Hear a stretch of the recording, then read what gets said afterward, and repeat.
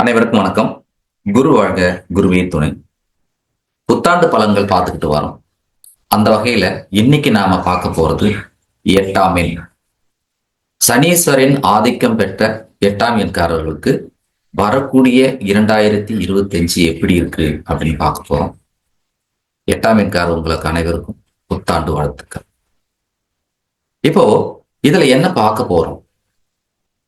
உங்களுடைய எதிர்காலம், அதாவது 2025 எப்படி இருக்க போகுது, எப்படி இருந்தா நீங்க அதை சரியா பயன்படுத்திக்கலாம், எந்த தெய்வத்தை கும்பிடலாம் அப்படின்ற விஷயங்களை நாம பார்க்க போறோம். பொதுவா நீங்க கேள்விப்பட்டிருப்பீங்க, உங்களுக்கு ஏன்னா எல்லா விதத்திலையும் அறிவு உண்டு, அதாவது ஞானம் உண்டு அப்படின்னு சொல்ல வரேன். எல்லா துறையிலையும் உங்களுக்கு விஷயங்கள் தெரியும். அந்த வகையில 2025 8ஆம் எண் இது செவ்வாயினுடைய ஆதிக்கமாச்சு. செவ்வாய் சனி பகைன்னு சொல்றாங்களே, இந்த வருஷம் எப்படி இருக்குமோ அப்படின்ற ஒரு பயம் உங்களுக்கு இருக்கும்.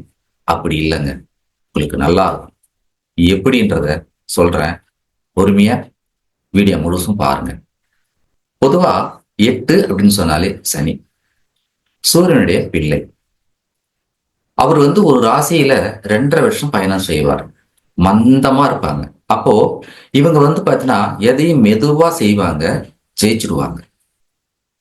இவங்களுக்கு, அதாவது உங்களுக்கு மனோசக்தி ரொம்ப அதிகமா இருக்கும். மிக கூர்மையான புத்தி உங்களுக்கு இருக்கும். அதே போல எதையாவது சதா யோசனையில இருப்பீங்க, எதையாவது யோசித்துட்டே இருப்பீங்க. வாழ்க்கையில ஏதாவது வெற்றி கிடைக்குது அப்படின்னு சொன்னா போராடி அந்த வெற்றியை பெற்றிருப்பீங்க. அப்போ ஒரு வெற்றின்றது உங்களுக்கு சாதாரணமா கிடைக்கிறது இல்ல, போராட்டம் தான். வாழ்க்கையில பார்த்தீங்கன்னு சொன்னா நீங்க எதை ஒண்ணுமே போராடி ஜெயிப்பீங்க.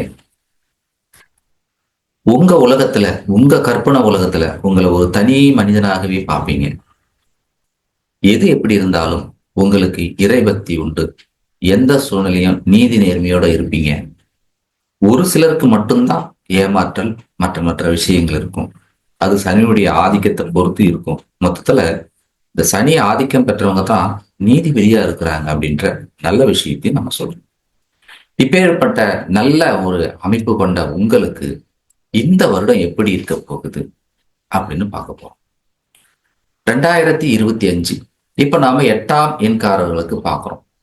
8 அப்படின்னு சொன்னாலே நீங்க பிறந்தது 8ஆம் தேதியா இருக்கலாம், அல்லது 17ஆம் தேதியா இருக்கலாம், அல்லது 26ஆம் தேதியா இருக்கலாம், அல்லது உங்களுடைய பிறந்த தேதி, மாதம், வருடம் இது அத்தனையும் கூட்டி வரக்கூடிய எண் 8ஆ இருக்கலாம். உங்களுடைய பெயர் எழுத்து, முதல் எழுத்து BF அப்படி இருந்தாலும் இந்த 8ஆம் எண் உங்களுக்கு ஆதிக்கமா இருக்கும். ஆக உங்களுக்கு இந்த 2025 செவ்வாய் சனி அப்படின்ற அமைப்புல போயிட்டு இருக்கு.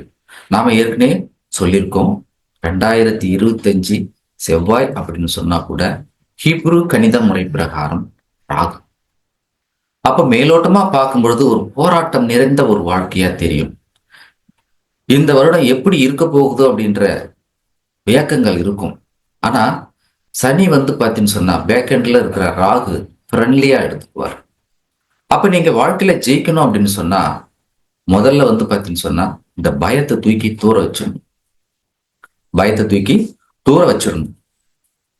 அப்போ இந்த வருடம் நீங்க தொழில் செய்யறீங்க அப்படின்னு சொன்னா பழைய பொருட்கள் வியாபாரம், கம்பெனில சூப்பர்வைசர் வேலை செய்யறது, கம்பெனில ஒரு மேலதிகாரியா இருக்கிறது, இவங்க அத்தனை பேருக்குமே நன்மைதான். இதுல குறிப்பா பாத்தீங்கன்னு சொன்னா பழைய இரும்பு, பிளாஸ்டிக் இது சார்ந்த விஷயங்கள், வெளிநாட்டு கம்பெனில வேலை செய்யறவங்க, பெட்ரோல் பங்க்ல வேலை செய்யறவங்க, நிலக்கரி சுரங்கத்துல வேலை செய்யறவங்க,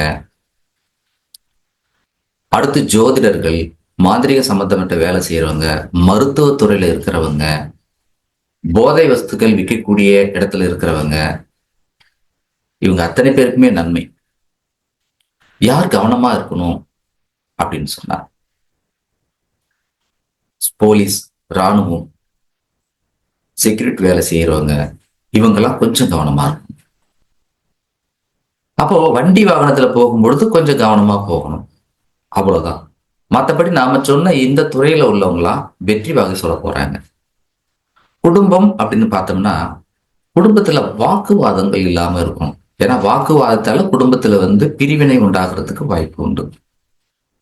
அப்ப குடும்பத்துல வாக்குவாதங்கள், கணவன் மனைவி அப்படின்னு சொன்னா யார் என்னுடைய கணவர் தானே, என்னுடைய மனைவி தானே அப்படின்ற மாதிரி கொஞ்சம் விட்டு கொடுத்து போனீங்கன்னா வாழ்க்கை அற்புதமா இருக்கும். அடுத்தது குடும்பம் அப்படின்னு பார்க்கும்போது குடும்பத்துல வரவு பார்த்தீங்கன்னா வரவு எட்டுனா செலவு பத்துனா அப்படின்ற நிலைமை இந்த வருஷம் மாறுதுங்க. நம்புங்க, நிச்சயம் மாறும். ஏற்கனவே வாங்கின கடத்தை கொடுக்க முடியும். புதிய கடன் வாங்கி, அதாவது வட்டிக்கு கம்மியா வாங்கி அதிக வட்டிக்கு வாங்கின கடத்தை கொடுக்க முடியும். அப்போ கொடுக்கல் வாங்கல் நன்றாகவே இருக்கும். பண வருமானம் உங்க தொழிலுக்கு ஏற்றபடி நிச்சயம் வருமானம் உண்டு. விவசாய வேலை பார்க்குறீங்களா? விவசாயத்துல எள்ளு, கருப்பு நிற பொருள், உளுந்து இதெல்லாம் போடுங்க, வெற்றி நிச்சயம். சில ஏரியாக்களை கீரையே விற்பீங்க, அந்த கீரை உங்களுக்கு நல்லா இருக்கும். கால்நடைகள் மட்டும் கொஞ்சம் உங்களுக்கு ஒத்து வராது இந்த வருஷத்துல. இது விவசாயம் சம்பந்தப்பட்டதுக்கு. அப்போ தொழில பார்த்தீங்கன்னு சொன்னா போராட்டங்கள் இருந்தாலும் வெற்றி உண்டு. ப்ரமோஷனுக்காக எதிர்பார்த்துட்டு இருக்கீங்களா? ப்ரமோஷன் பாத்தீங்கன்னா உங்களுக்கு ஏப்ரல் அல்லது அக்டோபர் மாசம் கிடைக்கும். ஏப்ரல் அல்லது அக்டோபர் மாசம் கிடைக்கும். உங்களுக்கு அதிர்ஷ்டமான என்ன அப்படின்னு பாத்தீங்கன்னா 4ஆம் நம்பர், அடுத்து 1ஆம் நம்பர், 5ஆம் நம்பர். பொதுவா நியூட்ரலா 6 இருக்கும். அடுத்து 3 பாத்தீங்கன்னா ஓரளவுக்கு பரவாயில்லன்னு சொல்லலாம். ஆனா அது செவ்வாய்க்கு நட்பா இருக்கிறதுனால இந்த வருடம் உங்களுக்கு 3ஆம் நம்பர் கொஞ்சம் நடுநிலையா இருக்கும் அப்படின்னு சொல்லலாம். உங்களுடைய ஜாதகத்துல செவ்வாய் திசை சனி புத்தி அல்லது சனி திசை செவ்வாய் புத்தி, அதே போல சனி திசையில ராகு புத்தி, இது நடைமுறையில இருந்துச்சுன்னா கவனமா இருக்கும். அப்ப நீங்க கண்டிப்பா பாத்தீங்கன்னு சொன்னா பெருமாள் வழிபாடு செய்யறது பெருமைகளை செய்யும். உங்களுடைய திதி என்னன்னு பாருங்க, அந்த திதிக்கு உண்டான கிரகங்கள் என்னன்னு பாருங்க, அதுக்கு பரிகாரம் பண்ணுங்க. உங்க நட்சத்திரம் வர அன்னைக்கு போங்க, சிவபெருமான் கோயில நீங்க அர்ச்சனை பண்ணுங்க. அடுத்து குரு அப்படின்னு சொல்லக்கூடியது சனிக்கு பாத்தீங்கன்னா பைரவர். பைரவர் வழிபாடு செய்யுங்க, உங்களுக்கு பலம் கூடும். ஆக இந்த ஆண்டு நன்மைகள் உங்களுக்கு நடக்கணும் அப்படின்னு சொன்னா நீல வண்ணத்தை அணிஞ்சுக்கிட்டு எந்த வேலையும் செய்யுங்க. நீல வண்ணத்தை அணிஞ்சுக்கிட்டு எந்த வேலையும் செய்யுங்க. சனிக்கு கருப்பு தானே, அது நன்றாக இருக்கும் அப்படின்னு சொல்லிட்டு பியூர் கருப்பு வேண்டாம், டார்க் நீலம் வேண்டாம். அப்போ நீல வண்ணம் உங்களுக்கு நல்லா இருக்கும். சாம்பல் நிறமா இருக்கிறது உங்களுக்கு நல்லா இருக்கும். கொஞ்சம் கலர் டல்லா இருக்கிறது நல்லா இருக்கும். இந்த ஆண்டு உண்மையிலே நீங்க மேலோட்டமா பார்க்கும் பொழுது ஒரு போராட்டமா இருக்குமே அப்படின்னு நினைப்பீங்க. அது இல்லை, அனுபவத்துல பாருங்க. அடுத்த வருடம் நீங்க சொல்லுங்க, நிச்சயம் நீங்க இந்த வருஷம் போராடி வெற்றி பெறக்கூடிய நபர்கள். அப்போ நான் என்ன சொல்ல வரேன்னா, சோர்ந்து போய் உக்காந்துடாதீங்க அப்படின்னு சொல்றேன். ஸோ 24 வயசுக்குள்ள இருக்கிற பிள்ளைங்க படிக்கிறாங்க அப்படின்னு சொன்னா அவங்களுக்கு ஞாபகம் மறதி இருக்கும். அப்ப அந்த ஞாபகம் மறதி இல்லாம இருக்கிறதுக்கு நல்ல உணவுகளை எடுத்துக்கங்க. ஒரு ஆய்வு சொல்லுது, இந்த ஒமேகா 3, 6 சனியோட சம்பந்தப்பட்டது அப்படின்னு ஒரு குருநாதர் சொன்னார். அந்த வகையில் நீங்க ஞாபக மறதி கம்மியா இருக்குது அப்படின்னு சொன்னா ஒமேகா 3, 6 அப்படின்னு சொல்லக்கூடிய விஷயங்களை நீங்க எடுத்துக்கங்க. அந்த உணவுகளை சாப்பிடுங்க.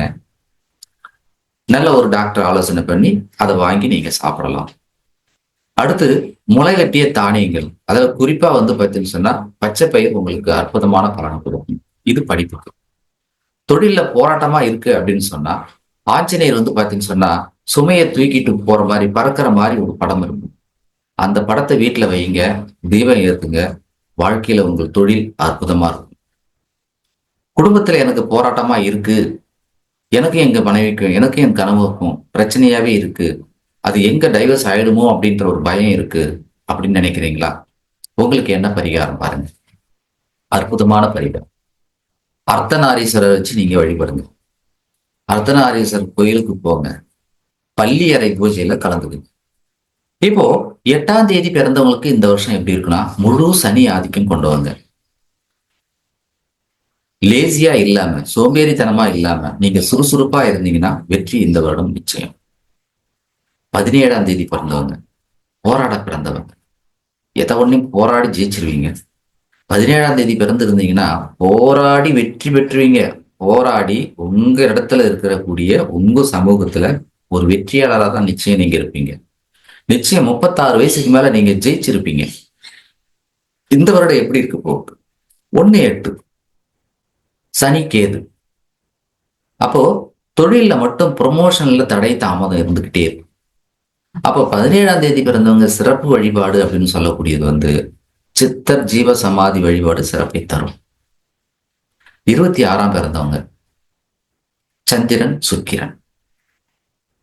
அப்போ இந்த சந்திரன் சுக்கிரன் சம்பந்தப்பட்டவங்களுக்கு 26ஆம் தேதி பிறந்தவங்களுக்கு இந்த வருடம் ஒரு மண்ணு வாங்கிறது, மனம் வாங்கிறது, வாகனம் வாங்கிறது, இந்த யோகம்லாம் உங்களுக்கு அமையும். மகாலட்சுமியை நீங்க வழிபட மனம் போல நல்ல வாழ்க்கை அமையும். இதுவரைக்கும் நீங்க இந்த வீடியோ கேட்டிருக்கீங்க. உங்களுக்கு பிடிச்சிருக்கு அப்படின்னு சொன்னா லைக் பண்ணுங்க, கமெண்ட் பண்ணுங்க, மற்ற நண்பர்களுக்கும் ஷேர் பண்ணுங்க. அனைவருக்கும் நன்றி. மீண்டும் ஒரு வீடியோல பார்க்கலாம். வாழ்க வளம்.